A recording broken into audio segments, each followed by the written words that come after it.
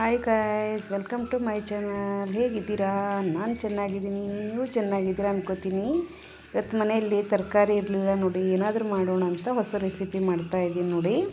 ಹೇಗಿದೆ ಅಂತ ನೋಡಿ, ಲೈಕ್ ಮಾಡಿ, ಕಮೆಂಟ್ ಮಾಡಿ, ಸಬ್ಸ್ಕ್ರೈಬ್ ಮಾಡ್ಕೊಳ್ಳಿ. ಮತ್ತು ಪೂರ್ತಿ ವಿಡಿಯೋ ನೋಡಿ, ಸ್ಕಿಪ್ ಮಾಡೋಕ್ಕೆ ಹೋಗಬೇಡಿ. ಎರಡು ಬಂದರೂ ಸ್ಕಿಪ್ ಮಾಡೋಕ್ಕೆ ಹೋಗಬೇಡಿ. ಒಂದು 4 ಈರುಳ್ಳಿ ತೊಗೊಂಡಿದ್ದೀನಿ ನೋಡಿ. ಈರುಳ್ಳಿ ತೊಗೊಂಡು ಕಟ್ ಮಾಡಿಟ್ಟಿದ್ದೀನಿ. ಕಟ್ ಮಾಡಿಟ್ಕೊಂಡು ಈ ಥರ ಕಟ್ ಮಾಡಿದ್ದೀನಿ ನೋಡಿ. ಕಟ್ ಯಾವ ಥರ ಮಾಡಬೇಕು ಅಂತ ತೋರಿಸ್ತೀನಿ ನೋಡಿ.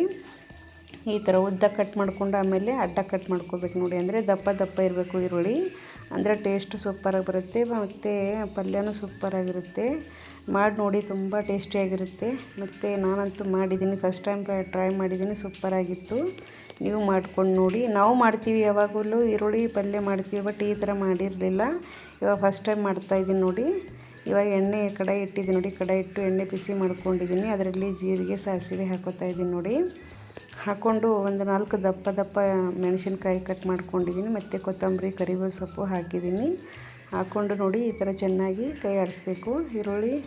ಈರುಳ್ಳಿ ಸ್ವಚ್ಛ ಕಟ್ ಮಾಡಿಟ್ಕೊಂಡು ತೊಳ್ಕೊಂಡಿದ್ದೀನಿ ನೋಡಿ. ಈರುಳ್ಳಿ ಪಲ್ಯ ಅಂತೂ ಸೂಪರಾಗಿದೆ. ನಾನು ಫಸ್ಟ್ ಟೈಮ್ ಮಾಡಿದ್ದೀನಲ್ವ, ಸೂಪರಾಗಿದೆ. ನನಗಂತೂ ತುಂಬ ಇಷ್ಟ ಆಗಿದೆ. ಸ್ವಲ್ಪ ಬೆಳ್ಳುಳ್ಳಿ ದಪ್ಪ ದಪ್ಪ ಜಜ್ಜಿ ಹಾಕಬೇಕು.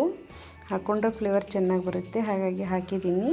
ಬೇಡ ಅಂದರೆ ಸ್ಕಿಪ್ ಮಾಡ್ಕೊಂಡ್ಬಿಡಿ. ಈರುಳ್ಳಿನ ಎಲ್ಲ ಕಟ್ ಮಾಡಿ ಇಟ್ಕೊಂಡು ತೊಳೆದು ಕೊಟ್ಟಿನಿ ನೋಡಿ. ಅಂದರೆ ಎಲ್ಲ ಕ್ಲೀನ್ ಮಾಡ್ಕೋಬೇಕಲ್ವ, ಚೆನ್ನಾಗಿರುತ್ತೆ. ಹಾಗಾಗಿ ಈರುಳ್ಳಿನ ಚೆನ್ನಾಗಿ ತೊಳೆದಿಟ್ಟಿದ್ದೀನಿ ನೋಡಿ. ಇವಾಗೆಲ್ಲ ಈರುಳ್ಳಿ ಆ್ಯಡ್ ಮಾಡಿದ್ದೀನಿ ನೋಡಿ ಇದರಲ್ಲಿ. ಇವಾಗ ಮಾಡಿಕೊಂಡು ಇವಾಗ ಮೆಲ್ಲಗೆ ಲೋ ಫ್ಲೇಮಲ್ಲಿ ಇಟ್ಕೊಂಡು ಚೆನ್ನಾಗಿ ಕೈ ಆಡಿಸ್ತಾ ಇರಬೇಕು. ಅಂದರೆ ಈರುಳ್ಳಿ ಮೆತ್ತಗಾಗಬೇಕು, ಅಂದ್ರೇ ಟೇಸ್ಟ್ ಬರುತ್ತೆ ಪಲ್ಯ. ಈರುಳ್ಳಿ ಒಂದು ಹಸಿದ್ರೆ ಟೇಸ್ಟ್ ಬರೋಂಗಿಲ್ಲ. ಹಾಗಾಗಿ ಲೋ ಫ್ಲೇಮಲ್ಲಿ ಆರಾಮಾಗಿ ಕೈ ಆಡಿಸ್ತಾ ಇರಬೇಕು. ಬಿಟ್ಟು ಕೈ ಆಡಿಸಿ ಮತ್ತು ಮೇಲೆ ಮುಚ್ಚಳ ಮುಚ್ಕೊಂಡು ಇಟ್ಕೋಬೇಕು.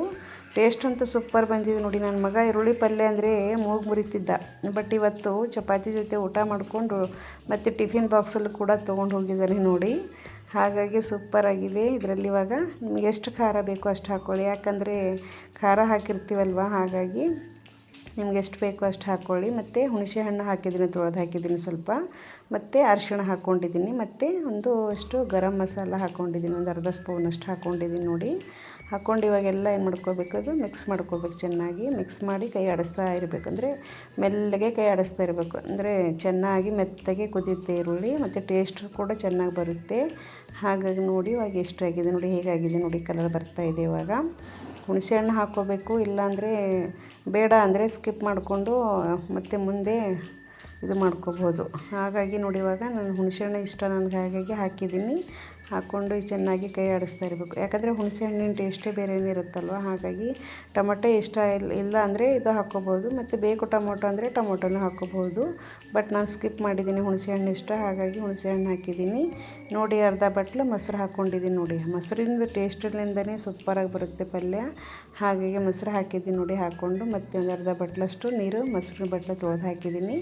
ಹಾಕ್ಕೊಂಡು ಇವಾಗ ಇದಕ್ಕೆ ಆರಾಮಾಗಿ ಲೋ ಫ್ಲೇಮಲ್ಲಿ ಇಟ್ಬಿಡಬೇಕು. ಕಲರ್ ಬರುತ್ತೆ, ಚೆನ್ನಾಗಿ ಕಲರ್ ಬರುತ್ತೆ ನೋಡಿ. ಕಲರ್ ಬರ್ತಾಯಿದೆ ಇವಾಗ.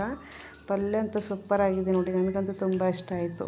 ನಾನು ಸುಮ್ಮನೆ ಮಾಡಿ ನೋಡಿದೆ, ಬಟ್ ಇವಾಗ ಪದೇ ಅದೇ ಮಾಡಬೇಕು ಅಂತ ಅನ್ನಿಸ್ತಾ ಇದೆ. ಆ ಥರ ಅಷ್ಟು ತರಕಾರಿ ಇಲ್ಲಾಂದ್ರೂ ಟೆನ್ಷನ್ ಇಲ್ಲ, ಈ ಥರ ಇದ್ದರೆ ಸೂಪರಾಗಿರುತ್ತಲ್ವ. ಇವಾಗ ನೋಡಿದ್ರಕ್ಕೆ ಆಮೇಲೆ ಎಲ್ಲ ಮುಗಿದ್ಮೇಲೆ ಉಪ್ಪು ಹಾಕಿದ್ದೀನಿ, ಸ್ವಲ್ಪ ಸಕ್ಕರೆ ಹಾಕ್ಕೊಂಡಿದ್ದೀನಿ. ಯಾಕಂದರೆ ಜಾಸ್ತಿ ಜನ ಹುಳಿ ತಿನ್ನೋದಿಲ್ವಲ್ಲ, ಹಾಗಾಗಿ ಸ್ವಲ್ಪ ಸಕ್ಕರೆ ಆ್ಯಡ್ ಮಾಡೋಣ ಅಂತ ಮಾಡಿದ್ದೀನಿ. ಟೇಸ್ಟು ಚೆನ್ನಾಗಿ ಬರುತ್ತಲ್ವ, ಸಕ್ಕರೆಯಿಂದ ಹುಳಿ ಮತ್ತು ಸಿಹಿ ಇದ್ದರೆ ಟೇಸ್ಟ್ ಬರುತ್ತಲ್ವ, ಹಾಗಾಗಿ 2 ಹಾಕ್ಕೊಂಡಿದ್ದೀನಿ ನೋಡಿ. ಹಾಡ್ಕೊಂಡು ಇವಾಗ ಕೈ ಆಡಿಸ್ಕೋತಾ ಇರಬೇಕು. ಆರಾಮಾಗಿ ಕೈ ಆಡಿಸಿ ಚೆನ್ನಾಗಿ ಮೆತ್ತಗಾಗಬೇಕು ಪಲ್ಯ ನೋಡಿ. ಬಂತು ನೋಡಿ ಇವಾಗ ಪಲ್ಯ. ಇದು ನೋಡಿದರೆ ನನ್ನ ಮಗ ಬೇಡಪ್ಪ, ನಾನಂತೂ ಟಿಫಿನ್ಗೆ ತೊಗೊಂಡು ಹೋಗೋದಿಲ್ಲ ಅಂದ್ಬಿಟ್ಟ. ಆಮೇಲೆ ನಾನು ಅಂದೆ ಸ್ವಲ್ಪ ಟೇಸ್ಟ್ ಮಾಡಿ ನೋಡು, ಹೊಸ ರೀತಿ ಮಾಡಿದ್ದೀನಿ, ಟೇಸ್ಟ್ ಮಾಡಿ ನೋಡು ಅಂದೆ. ಮಾಡಿಬಿಟ್ಟ. ಒಂದು ಚಪಾತಿ ತಿಂದ್ಕೊಂಡು ಮತ್ತು ಟಿಫಿನ್ ಬಾಕ್ಸ್ಗೆ ಹಾಕ್ಕೊಂಡು ಹೋಗಿಬಿಟ್ಟ ನೋಡಿ. ನಿಮ್ಮ ಮಕ್ಕಳು ಹಾಗೆ ಮಾಡ್ತಾರೆ, ನೀವು ಒಂದು ಸಲ ಟ್ರೈ ಮಾಡಿ ನೋಡಿ. ಮತ್ತು ವಿಡಿಯೋನ ನೋಡಿ ಲೈಕ್ ಕೊಡೋದಂತೂ ಮರೆಯೋಕ್ಕೆ ಹೋಗಬೇಡಿ ಪ್ಲೀಸ್. ಲೈಕ್ ಕೊಡಿ, ಸಪೋರ್ಟ್ ಮಾಡಿ. ವಿಡಿಯೋ ಹೇಗೆ ಬಂದಿದೆ ಅಂತ ಹೇಳಿ. ಈಸಿನೂ ಇದೆ ಅಲ್ವಾ ರೆಸಿಪಿ, ತುಂಬ ಈಸಿ ಇದೆ, ಬೇಗನೆ ಆಗುತ್ತೆ. ಮಾಡಿ ನೋಡಿ, ಟ್ರೈ ಮಾಡಿ. ಎಲ್ಲರಿಗೂ ಧನ್ಯವಾದಗಳು.